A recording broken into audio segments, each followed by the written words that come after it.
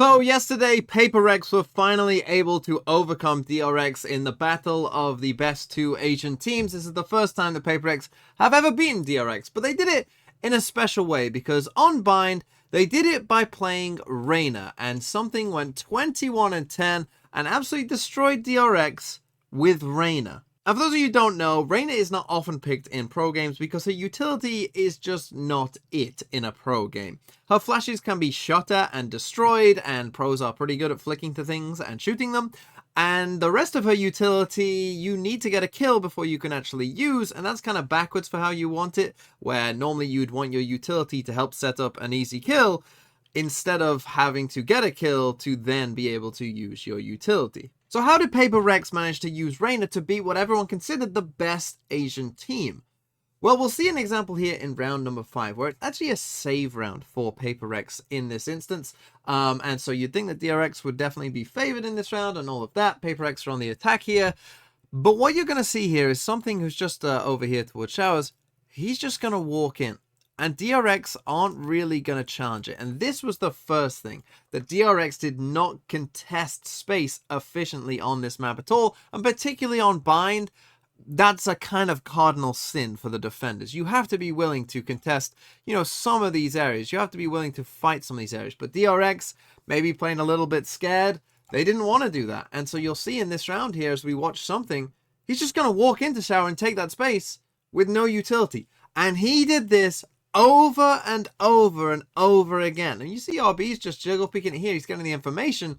But this didn't happen in just this round. This happened in many, many rounds where something would just walk into a space and completely own a space without needing to use any utility. So not having that Reyna utility and not having good utility didn't matter because they were able to take space just by walking there anyway. And you see here, we take that shower control, we leave Mindfreak there, and then we go for this A hit, right? The harbor wall comes in, and in they start to come. Now, RB responds with his own harbor wall. The Viper Orb is going to come up here from Mako as well. So DRX are still feeling like, yeah, we're still fine. We've got 3 people here on this site. All is kind of, well, no problem. The thing is, though, Buzz has just flashed through this harbor wall from PRX, so he's just come through just here, and he's perhaps expecting, well, oh, they aren't actually in yet, right? The dog has just come this way, like, they aren't actually in, we might be good here, right, to hold this up with the orb and whatnot. But unfortunately for him, Foxy has a judge here, so he's not going to come and help Buzz. But actually, the attack comes now, right? This second wave. You can see Jing blast backing in there. The flash comes in. Buzz tries to turn it, but as he's turning it, then the Reyna flash comes in. And that means that he can't shoot the Reyna flash because he's trying to turn the Sky flash. And so he gets blinded by that. Yes, Foxy does kill Jing, but Forsaken ends up dying. Then RB tries to trade that kill, but he's now looking at 3 people as well. And so he dies also. And so now we end up in this spot where, okay, we got a spam kill for either side there. And we're in a 3v2. And this happened a lot for PRX. And now let's see how the rest of the round plays out. Let's see if they can hold it here 3v2. I mean, Forsaken currently has a Reckoning as well. And then you've got Mindfreak set up at a wider angle in showers with a Vandal. No Molly or Orbital Strike, but if he does get 1 kill, that could very well be the round over for DRX. Stax trying to make his way in. That's some information given over to Mindfreak. There's the Reckoning, and they're just holding it down. Stax alone on the site, but he picks up 2. And now the Seeker's coming out. He knows where Devi is. Dodges the flash. Divido just buying time and behind the wall. Will it be enough for Stax? He tries to hold it as the wall goes down. Fortunate timing for him, and PRX will pick up a 3rd round. But now let's come to round number 10 for our second example here, and you're not going to like this one if you like playing ranked, because unfortunately PRX are going to use the Reyna Lurk, the infamous Reyna Lurk. And we'll see here in this round, here's something just kind of in towards Hooker. We get a Sky Flash down here. Harbor Cascade's going to come out, and they even are going to send another Sky Flash over here towards B-Long, our PRX, to make it look like they're doing something over there. But then they're going to quickly come back towards this A site. We're going to get a KO knife through here towards Hooker that something is going to avoid. And then pretty fast, we're going to get a Harbor ult, and they're going to come and attack this A site just here, PRX. Here we go. Harbor ult, Raise Nade, Jinx satchels in behind it, comes and takes that lamp control. and we end up in a bit of a Mexican standoff. You'll see a good image of it in a second as the Skydog comes in as well, where this is kind of, you know, we got the hard wall coming here from the defenders that PRX don't really want to go through, and you've got the hard wall here from the attackers, and so we basically have drawn our battle line somewhere kind of in the middle of the site, and this is kind of no man's land essentially, where, you know, it's kind of just a big Mexican standoff at this point. But on the other side of the map, while we've got this kind of big standoff going on here on A, and there's 8 people here on this A site, something then decides to, you know, okay, it seems like a bit of a standoff. He decides to then try and make his move. Again, not needing to use any utility or anything like that. He's just going in across the other way just here, and you're going to see that Stax comes out of this little cubby there. Something finds a good timing and manages to get that kill. And obviously that will then open up the teleporter to take the B site, and PRX will go and do that after we get this big trade fest here, as you know, we go back and forth on the trades, but we end up in a 3v2. They're going to take the teleporter, and now let's see how the round plays out. Survives on his own, and something now watching from elbow. He's going to spot Foxy9, and even if he doesn't get the kill immediately, he can relay that to his team who are making their way onto the side. And Jink's going to take his head off immediately as Foxy9 is trying to buy time for his team.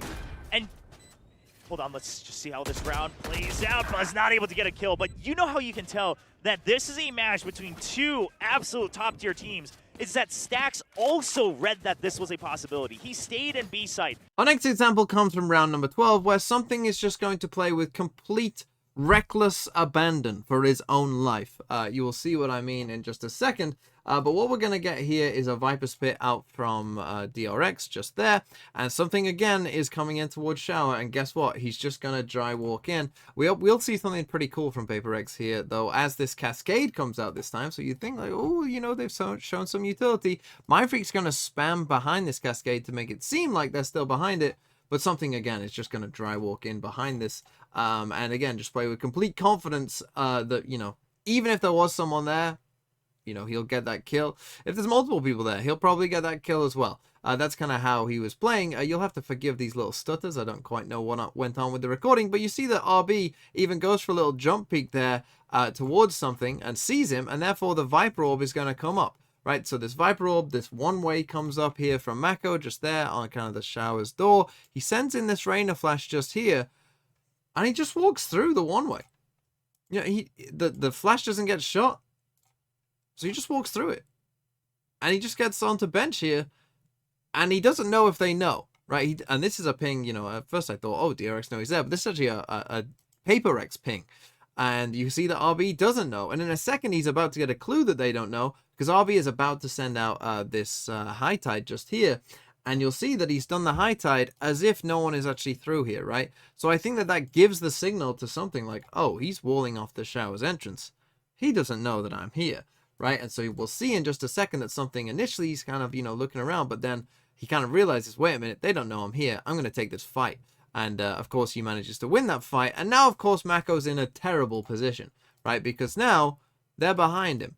And so he doesn't know where to go. He's kind of trapped within his own pit, doesn't know exactly which way he should be looking. It's a very difficult situation.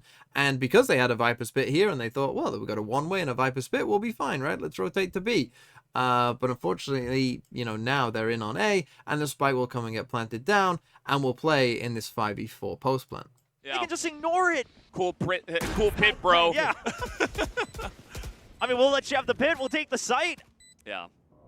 And this post plant is just, I mean, what do? Obviously, you have to try. It's the last round of the half, but the pit is surrounded. Showers control in PRX's favor as well. Harbor, high tide coming up. Mako is going to sneak into Lamps. We'll see if that works for him, but look at this. Something in the corner. I'm sure they have no idea he's there as well, as he is holding it down. Gets the 2K. Stax is desperate to try to hold on to this one, as now we got the orbital strike to come in, but at least it is going to be Stax getting that last one. Mindfreak buying time. Is there enough to go for the plant? The spray is not there, but Mindfreak gets the one guy into Showers and picks up the 2K and holds on to the sights. And PRX will enjoy an 8th round in their favor. And then finally, let's finish with round number 17, where we'll see how they used it on the defensive side as well here, PRX. So in this round, something actually has an operator here on the Reyna, and they were doing this quite often, where they were using the Reyna to dismiss almost what I would call like a kind of mini Yoru ult. essentially. And what we'll see here from DRX is they're going to go for a pretty straightforward B hit just in a second. They flash out towards long. That does actually get something just there.